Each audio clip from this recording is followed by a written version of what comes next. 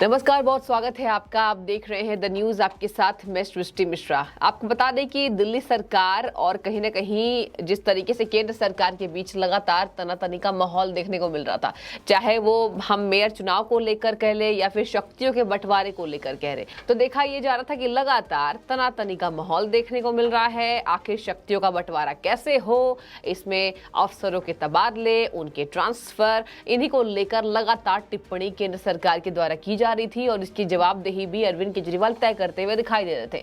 लेकिन आपको बता दें कि जब मामले ने थोड़ी सी गड़बड़ी पकड़ी, यानी कि जब इस विवाद को बढ़ता देखा गया, तो लगातार ये बात हुआ कि ये सुप्रीम कोर्ट तक बातें जाएंगी कि आखिर केंद्र सरकार और दिल्ली सरकार के बीच जो तनातनी बढ़ी हुई है उसको ठीक कैसे किया जाए, उस मसले का हल किस तरीके से किया जाना चाहिए, मुद्दे का निपटारा किस तरीके से हो, इसी को लेकर लगातार कोर्ट में इसकी बहस चल रही थी। और अब आपको बता दें कि अब ये सवाल सामने आ रहे हैं दर्शकों कि क्या दिल्ली में अराजकता का माहौल है, क्या अराजक हाथों में दिल्ली सौंपने में केंद्र सरकार को भय लग रहा है। आखिर केंद्र सरकार डरी हुई है तो क्यों डरी हुई है, ये जानना बहुत जरूरी है कि आखिर दिल्ली सरकार क्या ठीक तरीके से काम नहीं कर रही है। दिल्ली सरकार अफसरों के ट्रांसफर को लेकर कुछ छिपाने की कोशिश कर रही है, गंभीर मसलों पर कहीं ना कहीं निपटारा नहीं करती है, लेकिन अराजकता फैलाने के बाद जवाबदेही भी नहीं तय कर पाती है।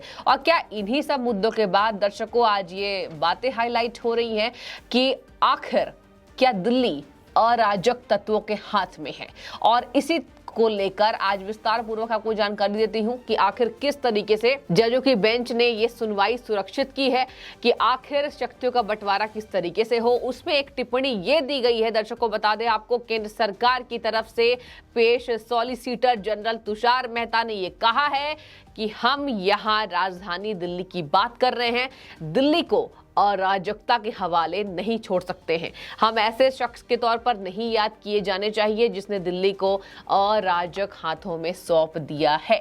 ये केंद्र सरकार की तरफ से दलील पेश करने वाले सॉलिसिटर जनरल तुषार मेहता की बोल है। तो क्या तुषार मेहता डर रहे हैं कि दिल्ली में ठीक तरीके से काम नहीं हो रहा है? आखिर किस बात की इतनी चिंता है कि आखिर उन्होंने ये कह दिया है कि अराजक हाथों में नहीं सौंप सकते हैं? क्या दिल्ली की तर्ज पर नाको तले कुछ ऐसा काम हो रहा है जो सरकार के हित में नहीं है, लोकतंत्र के हित में नहीं है? ये बड़ा सवाल इनकी टिप्पणी के बाद खड़ा होता दिखाई दे रहा है और लगातार ये जो विवाद है ये तूल पकड़ता जा रहा है। इसके साथ ही आपको बता दें कि हालांकि जिस तरीके से सॉलिसिटर जनरल तुषार मेहता ने ये टिप्पणी की है कि अराजक हाथों में हम नहीं सौंप सकते, इसका करारा जवाब दिया है दिल्ली सरकार की तरफ से दलील पेश करने वाले सीनियर एडवोकेट अभिषेक मनु सिंघवी, जिनकी आलोचना भी की जा रही है। उन्होंने ये कहा है कि ऐसी तस्वीर क्यों पेश की जा रही है जैसे हम राजधानी दिल्ली को हाईजैक कर रहे हैं। हाईजैक जैसे शब्दों का प्रयोग कर रहे हैं। जी हाँ, सीनियर एडवोकेट हैं, कह रहे हैं कि क्या हम दिल्ली को हाईजैक कर रहे हैं? आखिर केंद्र सरकार की तरफ से दलील पेश करने वाले एडवोकेट इस तरीके से क्यों बयान करते हैं? क्या हम हाईजैक करके बैठे हैं? क्या हमने जिस तरीके से काम किया है वो सारे काम गलत हैं? इसकी जवाबदेही कौन तय करेगा? आपको बता दें कि सिंघवी ने यह भी कहा है कि दूसरे पक्ष के साथ ये समस्या है कि वह संसद की तुलना केंद्र सरकार से कर रहा है। संसद में कोई भी कानून बन सकता है, लेकिन ये बात एक कार्यकारी नोटिफिकेशन की हो रही है। कार्यकारी नोटिफिकेशन दर्शकों आपको मैं बता दूं कि शक्तियों के बंटवारे को लेकर, अफसरों के तबादले किस तरीके से होंगे, कितने लिस्ट बनाए जाएंगे, इसी को लेकर दिल्ली सरकार और केंद्र सरकार के बीच ये तनातनी का माहौल देखने को मिल रहा था कि आप तय करेंगे या हम तय करेंगे। इसी को लेकर केंद्र सरकार ने कहा है कि हम अराजक हाथों में नहीं सौंप सकते हैं और दिल्ली सरकार ने कहा है कि क्या हम अराजकता फैला रहे हैं? क्या दिल्ली की जनता जो है वो अराजक तत्वों के हाथों में है? क्या जनता का बागडोर हम ठीक तरीके से नहीं कर पा रहे? आपको बता दें लगातार एलजी और दिल्ली सरकार के बीच भी तनातनी का माहौल देखने को मिलता है। एलजी के कामों पर केजरीवाल सवाल उठाते हैं, कहते हैं कौन है एलजी, सिर पर बैठा दिया है। हमने आपको वीडियो में बताया है कि किस तरीके से दिल्ली की एलजी के जो काबिलियत है उन्हीं के तौर पर मोदी सरकार को इतना भरोसा है कि आज वो उपराज्यपाल की कुर्सी को संभाले हुए हैं, और शायद इसलिए क्योंकि उन्हें 2004 में अवार्ड मिला था। गुजरात इलेक्शन से भी वो कहीं ना कहीं आपको बता दें चिन्हित किए गए थे, और जिस तरीके से खादी को उन्होंने बड़ा ब्रांड बनाया था, और उन्हीं एलजी को लेकर दिल्ली सरकार सवाल उठाती है। अब दिल्ली सरकार जो है आपको बता बता दें अब केंद्र सरकार को भी नहीं छोड़ रही है, कह रहे हैं कहां से आए हैं, आखिर इनके कामों को कौन तय करेगा। हमारी ये जिम्मेदारी है कि अफसरों के तबादले किस तरीके से हो। लगातार आपको बता दें दर्शकों कि इस बात को गंभीर मुद्दा बनाया जा रहा था, जहां अब सुप्रीम कोर्ट ने क्या कहा है आपको मैं वो भी पढ़कर सुना देती हूं। क्या कर सुप्रीम कोर्ट ने इस बात पर क्या टिप्पणी भेजी है। सुप्रीम कोर्ट ने ये कहा है कि हम लगातार इस पर बातचीत कर रहे हैं और जहां केंद्र सरकार ने 5 जजों की संविधान पीठ के सामने ये गुहार लगाई है कि मामले को बड़ी बेंच के सामने सुनवाई के लिए भेजा जाए। मतलब ये मामला इस तरीके से तूल पकड़ता जा रहा है कि इस पर बहस छिड़ गई थी, तो हमने ये कहा कि हम ये मामला जो है वो सुप्रीम कोर्ट में भेजते हैं। इसी के साथ आपको बता दें सुनवाई ये पूरी हो गई है, मामले को सुरक्षित रखा गया है, सुनवाई को सुरक्षित रखा गया है, जहां केंद्र सरकार ने अपने दलील में ये कहा है कि अधिकारियों का नियंत्रण के अधिकार को लेकर दिल्ली को अराजक हाथों में नहीं दे सकते हैं। और बस इतना ही कहा था केंद्र सरकार ने, जिसके बाद दिल्ली सरकार के दलील पेश करने वाले कह रहे हैं क्या हम अराजक तत्वों के हाथों में दिल्ली की जनता को सौंप रहे हैं। इस तरीके से टिप्पणी क्यों कही जा रही है। इसके साथ ही आपको बता दें कि जनरल तुषार मेहता की टिप्पणी के बाद उन्होंने ये भी कहा है कि सुप्रीम कोर्ट से हुए फैसले में देरी को मानदंड नहीं बनाना चाहिए। सुप्रीम कोर्ट ने यह भी कहा है कि केंद्र सरकार ने इस मुद्दे पर पहले बहस क्यों नहीं की और साथ ही सर्वोच्च अदालत ने केंद्र को इस संबंध में लिखित दलील देने की इजाजत नहीं दी है।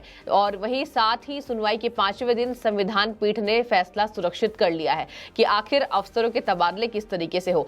जरा आपको मैं इतिहास बताती हूँ, ये जानने की बेहद जरूरी है कि 2018 में सुप्रीम कोर्ट की तरफ से क्या टिप्पणी ट्रांसफर को लेकर, शक्तियों के बंटवारे को लेकर की गई थी। तो आपको बता दें कि साल 18 में 2018 की बात मैं कर रही हूं, सुप्रीम कोर्ट की 9 जजों की संवैधानिक पीठ ने संविधान के अनुच्छेद 239 ए की व्याख्या की थी और ये कहा था कि केंद्र और दिल्ली सरकार के बीच शक्तियों का बंटवारा हुआ है। सुप्रीम कोर्ट ने अपने फैसले में ये भी कहा था कि दिल्ली के उपराज्यपाल पूरी तरीके से स्वतंत्र होकर काम नहीं कर सकते हैं, उन्हें दिल्ली सरकार के मंत्रिमंडल से सुझाव लेना होगा।